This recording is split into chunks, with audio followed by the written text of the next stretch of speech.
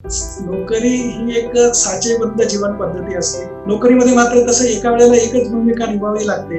त्याच वेळेला उद्योजक म्हणून मात्र आपल्याला एकाच वेळेला वेगवेगळ्या भूमिका निभावाव्या लागतात. यशस्वी होऊ एवढाच फक्त एक ध्यास जर ठेवला तर यश मात्र आपल्याकडेच आहे असं मला खात्रीने वाटतं. जसं पीक संरक्षण हा एक पीक उत्पादनातला महत्वाचा घटक आहे, त्याचबरोबर पीक पोषण हा एक त्याच्याही पेक्षा महत्वाचा घटक आहे.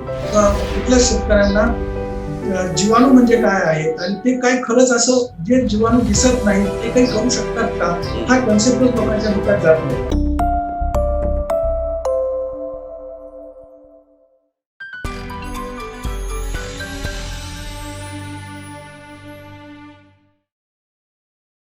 नमस्कार उद्योजकांनो, आपण आला आहात आपल्या आवडत्या कार्यक्रमामध्ये उद्योग चर्चा. उद्योजकांसाठी उद्योजकाद्वारे digitally powered by Flamingo frames.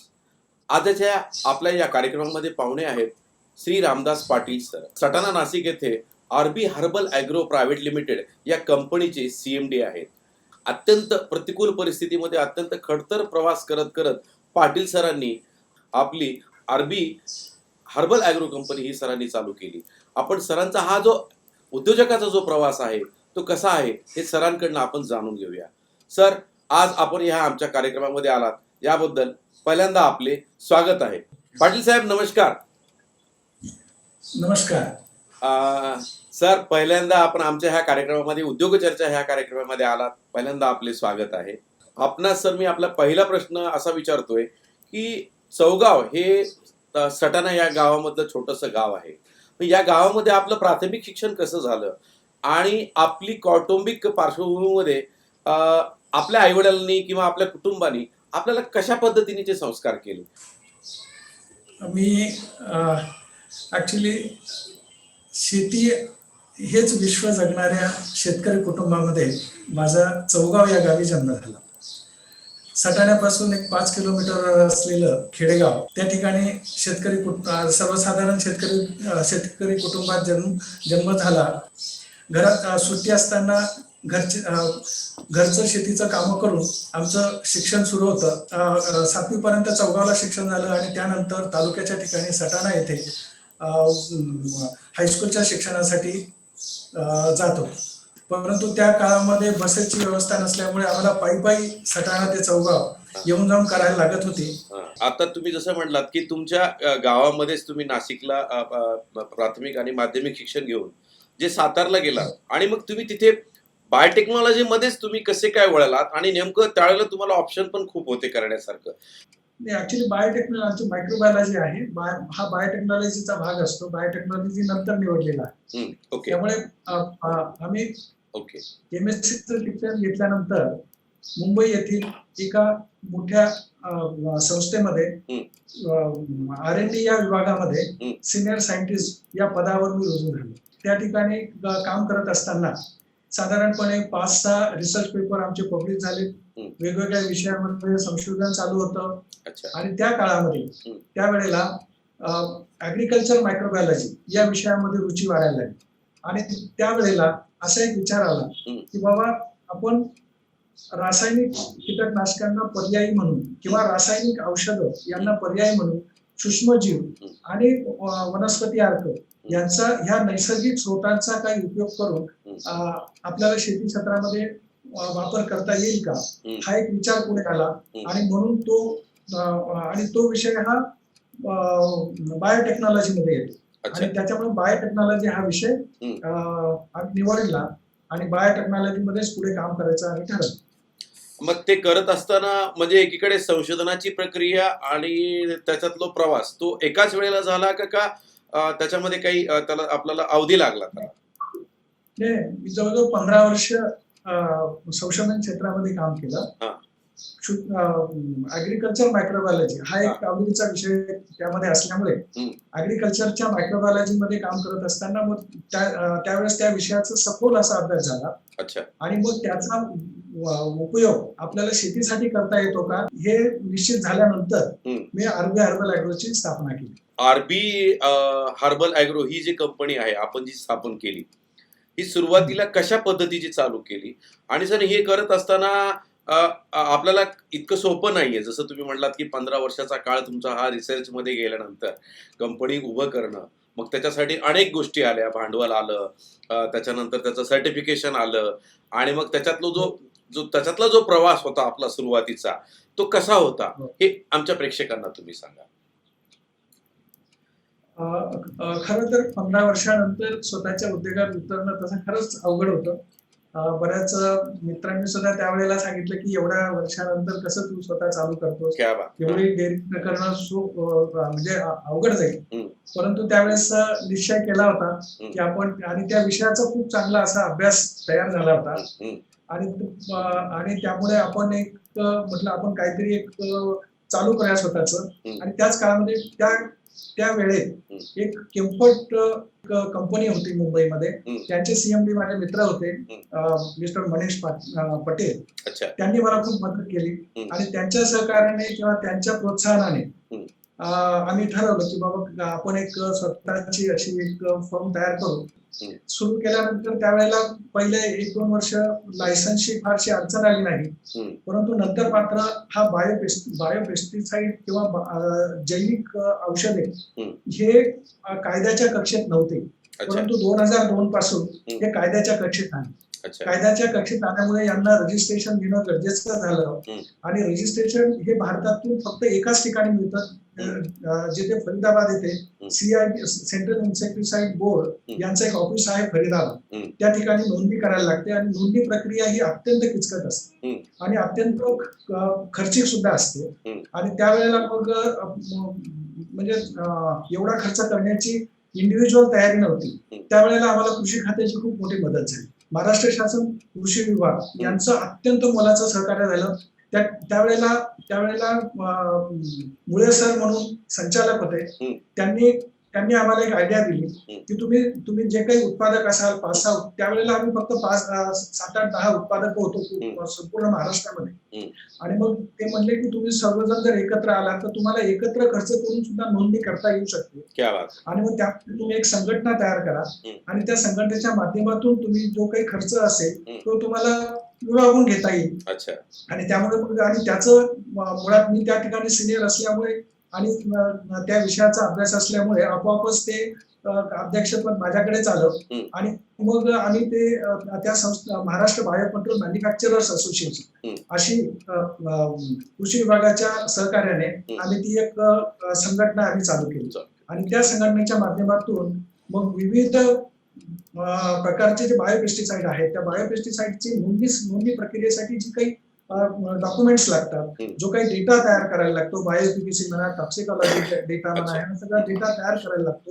आणि तो डेटा आम्ही तयार केला आणि त्या डेटाच्या माध्यमातून मग आम्ही सेंट्रल इन्सेक्टिसाइड बोर्ड फरीदाबाद येथे तो जमा केला.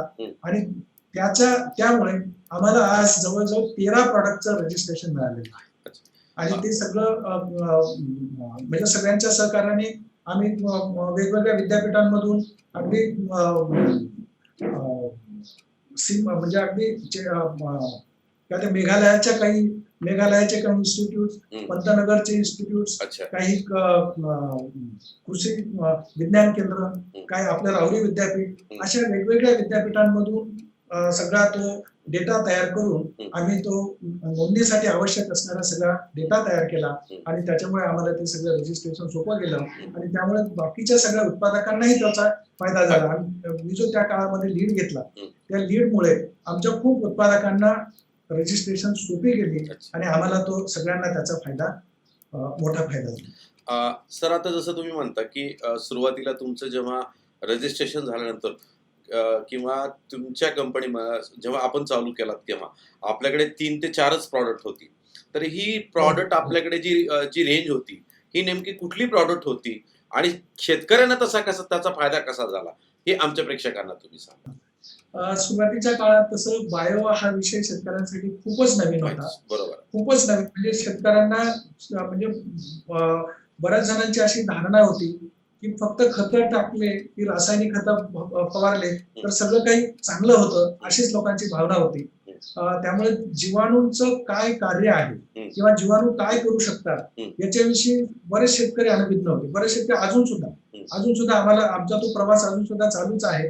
परंतु त्या काळामध्ये तर इतकं अवघड गोष्ट होती की कुठल्या शेतकऱ्यांना जीवाणू म्हणजे काय आहेत आणि ते काय खरंच असं जे जीवाणू दिसत नाहीत ते काही करू शकतात का, हा कन्सेप्टच लोकांच्या डोक्यात जात नव्हता.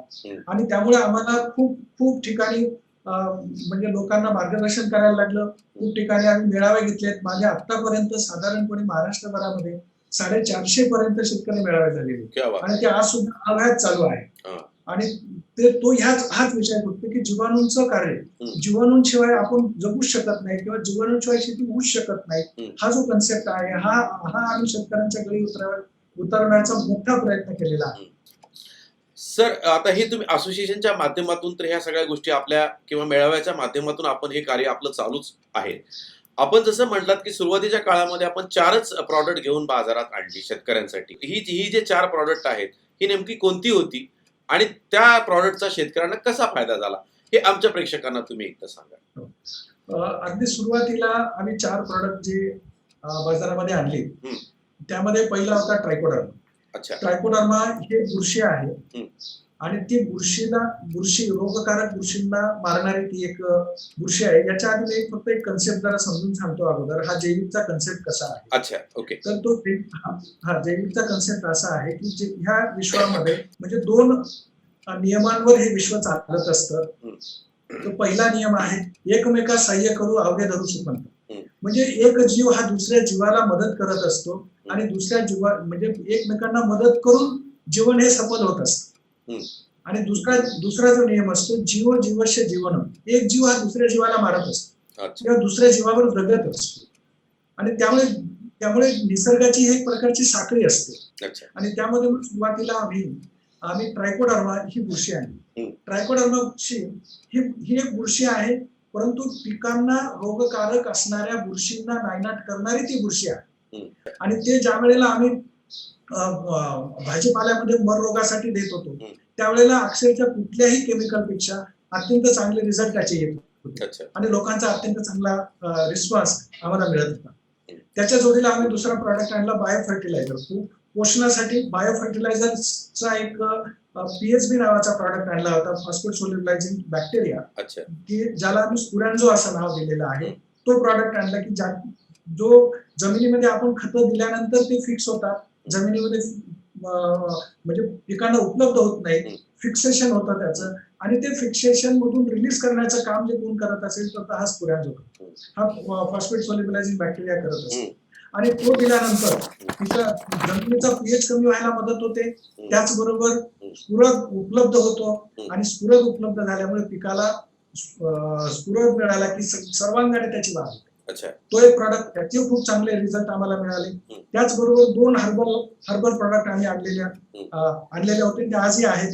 त्याच्यामध्ये एक होता नीम बेस. अझाडिरेक्टिन. नीम मध्ये अझाडिरेक्टिन नावाचा एक घटक असतो की जो नैसर्गिक कीटकनाशक म्हणून खूप चांगला काम करतो. एन्व्हायरमेंट मध्ये कुठलाही त्याचा दुष्परिणाम नाही आणि तो अझाडिरेक्टिनचं फॉर्म्युलेशन हे आम्ही त्या काळामध्ये आणलं आणि त्याच्यामुळे रस शोषक किडी असू द्या, अळीवर्गीय कीटक असू द्या, यांचा नैसर्गिक मार्गाने नियंत्रण करण्यासाठी अत्यंत चांगलं कीटकनाशक त्या काळापासून म्हणजे आज सुद्धा सगळ्यात चांगलं कीटकनाशक कोणतं असेल तर ते अझाडिरेक्टिन किंवा नीम बेस आहे आणि ते आमचं आज सुद्धा चालू आहे.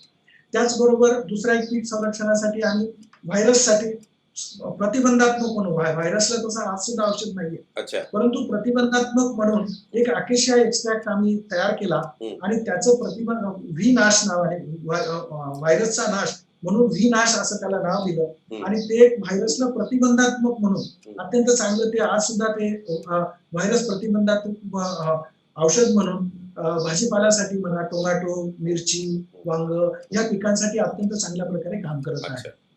हे 4 प्रॉडक्ट त्यावेळेला आम्ही घेऊन बाजारात आलो आणि त्यानंतर आमचे जसं जसं रजिस्ट्रेशन येत गेले तसे प्रॉडक्ट आम्ही वाढवत. सर, जसं तुम्ही म्हणतात आता ह्या 4 वरनं आरबी हर्बलचे किती बाजारामध्ये आलेले उत्पादन आहेत हे पण आमच्या शेतकऱ्यांसाठी हो, आज एवढ्या 20 वर्षानंतर आमच्याकडे साधारण 40 प्रकारचे प्रॉडक्ट आम्ही आज बाजारामध्ये देतो आहोत. अच्छा. त्याच्यातले बायो फर्टिलायझर 14 प्रकारचे बायो फर्टिलायझर्स आहेत, 13 प्रकारचे बायो पेस्टिसाइड्स आहेत आणि काही मायक्रोन्यूट्रिएंट आहेत. हे सगळे रजिस्टर्ड म्हणजे शासनाने मान्यता दिलेली असे 40 प्रॉडक्ट आमच्या आज मार्केटमध्ये आहेत. जसं आता तुम्ही म्हणता सर, आपली कंपनी आरबी हर्बल ही शेतकऱ्यांसाठी बाजारात बरीचशी उत्पादने आणलेली आहे. तर आपण सॉइल अनालिसिस, ज्याला माती पाण देठ हो. परीक्षण जे म्हणतो, त्याचं काम पण आरबी हर्बल च्या माध्यमातून होते. त्याचा प्रवास कसा आहे आणि या माध्यमातून शेतकऱ्यांना कशा पद्धतीचा तो फायदा झाला, हे पण आमच्या शेतकऱ्यांसाठी तुम्ही सांगा. ऍक्च्युली आम्ही युनिट जेव्हा चालू केलं त्यावेळेस पहिला उद्देश आमचा मार्गदर्शन आणि सेवा हाच होता खरा.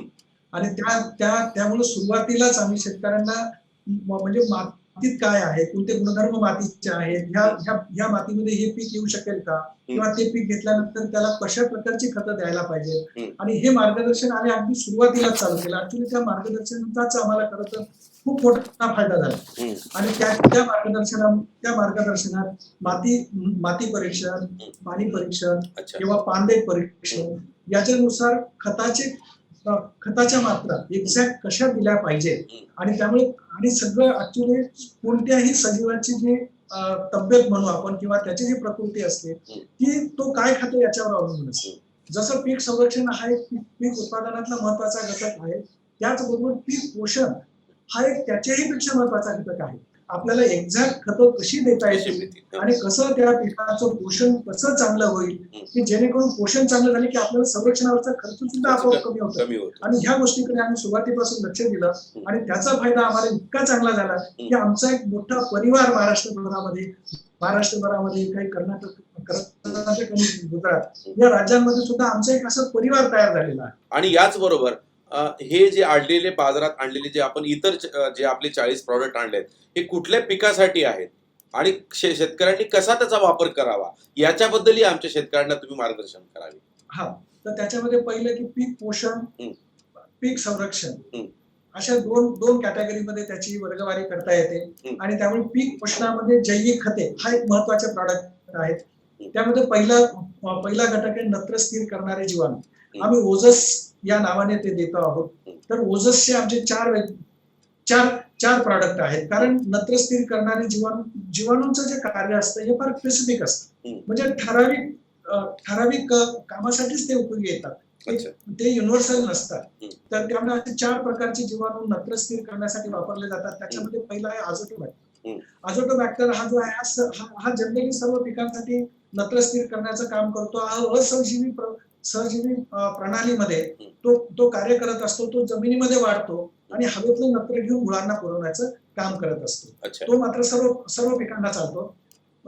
दुसरा जो आहे रायझोबियम, ओझस रायझो या नावाने आम्ही तो प्रॉडक्ट आणलेला आहे. तो मात्र द्विदल वनस्पतींना वापरला जातो. जसं सोयाबीन आहे, चवळी आहे, मटकी आहे, मूग आहे, उडीद आहे, अशा ह्या द्विदल वनस्पतींसाठी खास तो नत्र स्थिर करण्याचं काम करतो. या द्विदल वनस्पतीमध्ये खरं तर नत्र स्थिर हा हवेतला नत्र जवळजवळ 50% नत्र हा हवेतूनच घेतला जातो. आणि त्याच्यासाठी याचं जर विरजन जर वापरलं आपण तर त्याला नत्र देण्याचं काम पडत नाही. तर तो आम्ही ओझस रायझो हा प्रॉडक्ट द्विदल वनस्पतींसाठी देतो. त्याचबरोबर आझोस्पिरिलम हा खरं तर ऊस आणि कांदा या पिकांसाठी असिंचित पद्धतीने तो कार्य करत असतो. जमिनीमध्ये तो वाढत असतो आणि त्या पिकांना नत्र स्थिर करून देण्याचं काम करत असतो. त्याच्यानंतर केचन म्हणून पोटॅश मोबिलायझिंग बॅक्टेरिया, पोटॅश हा घटक आतापर्यंत असं गृहीत धरत होतो की पोटॅश हा एक वॉटर सोल्युबल फर्टिलायझर आहे, तर तो मोबिलाइज करण्याची गरज काय पडते. परंतु तो एक जमिनीतल्या कणांवर फिक्स झालेला असतो. रेजिस्टन्स वाढवण्यासाठी पोटॅशची फार मोठी गरज असते आणि तो जर पोटॅश आपण जैविक माध्यमातून दिला तर अत्यंत चांगल्या प्रकारे कुठल्याही प्रकारचं रसायन न टाकता सुद्धा केएमबी किंवा केचर टाकून आपण पिकाची वाढ करू शकतो. त्याचबरोबर आम्ही झिंक सोल्युबलायझिंग बॅक्टेरिया, ज्याला बायोझिंक या नावाने आम्ही बाजारात आणलेलं आहे. झिंक सुद्धा असं एक सूक्ष्म अन्नद्रव्य आहे, ज्याला मायक्रोन्यूट्रिएंट म्हणतात. अत्यंत सूक्ष्म प्रमाणात पिकाला आवश्यकता असते, परंतु तो जमिनीमध्ये दिल्या फिक्स होतो, तो पिकाला मिळत नाही आणि तो रिलीज करण्याचं काम आपलं हे बायोजिन करत असतं. बायोजिनची गरज म्हणजे बऱ्याच संशोधनाच्या आधारे असं लक्षात आलेले की 10 टन द्राक्ष पिकवायला सुद्धा फक्त साधारण 400 ग्रॅम फक्त झिंक लागते. परंतु आपण देताना अगदी 25 किलो पर्यंत एकरी काही जण झिंक देतात, काही जण 10 किलो देतात, काही जण चिलेटेड सुद्धा 2 किलो 4 किलो एवढं झिंक देतात. परंतु एवढी गरज नाही. तुम्ही जर झिंक बायो फर्टिलायझर जर वापरलं तर अक्षरशः 300-400 ग्रॅम देऊन सुद्धा झिंकची इफेक्टिव्हिटी 100% आपल्याला वाढवता येते. अत्यंत उपयुक्त असा हा प्रॉडक्ट आहे.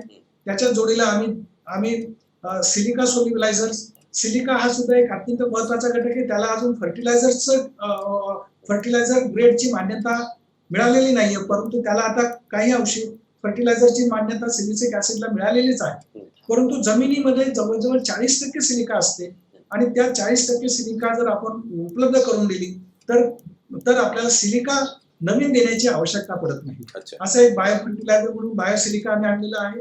त्याचबरोबर सल्फरसाठी सुद्धा सल्फर ऑक्सिडायझिंग बॅक्टेरिया आम्ही बाजारात आणलेला आहे. बायोसल्फर नावाने सल्फरची गरज सुद्धा नत्राच्या चयापचयासाठी पिकाला सुरुवातीपासून तर शेवटपर्यंत आवश्यकता असते आणि जमिनीमध्ये ऍसिडिटी वाढवण्यासाठी किंवा पीएच कमी करण्यासाठी सल्फरची फार आवश्यकता असते.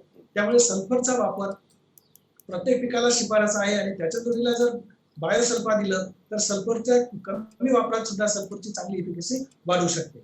सर, आमच्या शेतकऱ्यांसाठी किंवा संबंध महाराष्ट्रातल्या किंवा कर्नाटक इतर राज्यातही आपले वेगवेगळ्या ठिकाणी शेतकरी आहेत, तर आपले हे प्रॉडक्ट कशा पद्धतीनं आपल्याकडे घेता येईल किंवा त्याची माहिती आमच्या प्रेक्षकांना किंवा आपले डीलर डिस्ट्रीब्युटर कुठे कुठे आहेत, शेतकऱ्यांपर्यंत ते कसं आपल्याला पोहोचवता येईल आपले प्रॉडक्ट? शेतकऱ्यांपर्यंत पोहोचवण्यासाठी आमची एक सिस्टम आहे. त्या पद्धतीने आमचे सेल्स मॅनेजर असतात, फील्ड असिस्टंट असतात आणि ते आमचे वेगवेगळ्या ठिकाणी डीलर अपॉइंट करत असतात. ते प्रत्येक तालुक्याच्या ठिकाणी किंवा जे मोठं गाव आहे अशा मोठ्या गावामध्ये आमचा डीलर असतो. त्या डीलरचं शेतकरी आणि डीलर यांचा मधला दुवा आमचे प्रतिनिधी काम करत असतात आणि आमच्या डीलरच्या माध्यमातून पूर्ण आमच्या महाराष्ट्रभर आजच्या घडीला साधारणपणे 400 ते 500 डीलर आमच्या महाराष्ट्रभरामध्ये आणि काही कर्नाटक आणि काही गुजरात ह्या एरियामध्ये आमचे डीलर नेटवर्क आहे आणि त्या व्हेकलच्या माध्यमातून आमचा स्टाफ म्हणजे आमचे स्वतःचे ड्रायव्हर्स वगैरे जाऊन त्या ठिकाणी वेळेवर डिलिव्हरी करत असतात आणि या पद्धतीने आमचा माल शेतकऱ्यांना पोहोचत असतो.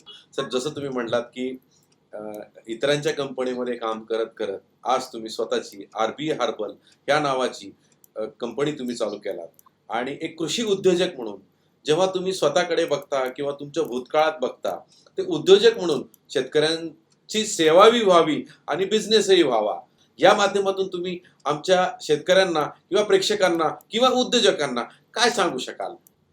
तसं तर म्हणजे नोकरी ही एक साचेबद्ध जीवन पद्धती असते आणि त्या पद्धतीत सुद्धा मी जवळजवळ म्हणजे आयुष्यातला महत्वाचा कालावधी 15 वर्ष मी त्याच्यात घालवलेली आहेत. म्हणजे ती सोडल्यानंतर जेव्हा मी उद्योगात प्रवेश केला तेव्हा जसं काही खुलं आसमान आमच्या समोर, एक खुलं व्यासपीठ आमच्या समोर आलं असा मला एक भास झाला आणि त्याच वेळेला उद्योजक म्हणून एकाच वेळेला एकाच माणसाला वेगवेगळ्या भूमिका या निभावाव्या लागतात. नोकरीमध्ये मात्र तसं एका वेळेला एकच भूमिका निभावावी लागते, त्याच वेळेला उद्योजक म्हणून मात्र आपल्याला एकाच वेळेला वेगवेगळ्या भूमिका निभावाव्या लागतात. परंतु आपली मात्र आपण जेव्हा उद्योजक होतो त्यावेळेला आपली स्वतःची अशी एक ओळख तयार होते, स्वतःचं असं एक नाव तयार होतं आणि तो एक सुखद अनुभव असतो असं मी म्हणेन. हा, त्याचा आपल्या कंपनीच्या माध्यमातून भविष्यात काही शेतकऱ्यांसाठी की आजकाल बरीचशी लोक किंवा ऍग्रिकल्चर झाल्यानंतर या क्षेत्रामध्ये वळू इच्छितात किंवा कंपनीच्या माध्यमातून छोटी मोठी कंपनी सुरू करतात, या माध्यमातून आमच्या येणाऱ्या नवीन उद्योजकांना आणि शेतकऱ्यांना आपण मार्गदर्शन करावं. आपलं कुठलंही शेती उत्पादन बाजारात जर आणायचं असेल तर त्याला शासनाचा परवाना घेणं फार महत्वाचं असतं आणि शेतीमध्ये तसा हे आम्ही निवडलं ते एक फील्ड आहे, परंतु शेतीमध्ये प्रचंड उद्योगाच्या संधी आहे. अगदी म्हणजे प्रोसेसिंग पासून रॉ मटेरियल पुरवण्यापर्यंत खूप मोठ्या अशा संधी आहेत, खूप संधी आहेत. आता चपाती बनवणं हा सुद्धा शेतीचाच उद्योग आहे. खूप संधी आहेत. त्या संधींमधली आपण कुठली तरी एक संधी की जी आपल्याला सुटेबल आहे अशीच निवडा. कोणतरी हा कोणीतरी काही करतं म्हणून आपण ते करायला गेलो तर आपण कदाचित फसू शकतो. त्यामुळे आपल्याला ती योग्य कोणती संधी आपल्यासाठी योग्य आहे आणि त्या संधीत जे संधी आपल्याला उपभोगायची आहे तिचा सखोल अभ्यास असल्याशिवाय त्याच्यात उतरू नका असं मी अगदी नम्रपणे सांगतो.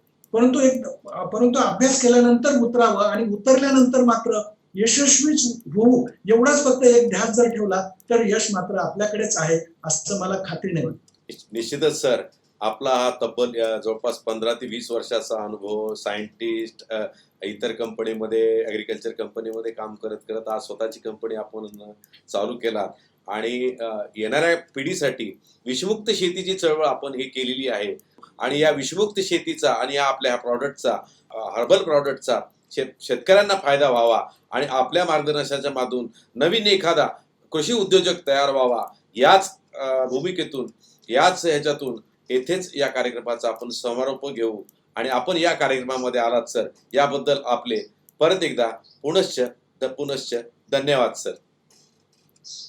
नमस्कार. उद्योजकांनो, परत भेटूया पुढल्या भागात. उद्योग चर्चा, उद्योजकासाठी उद्योजकाद्वारे, digitally powered by Flamingo frames.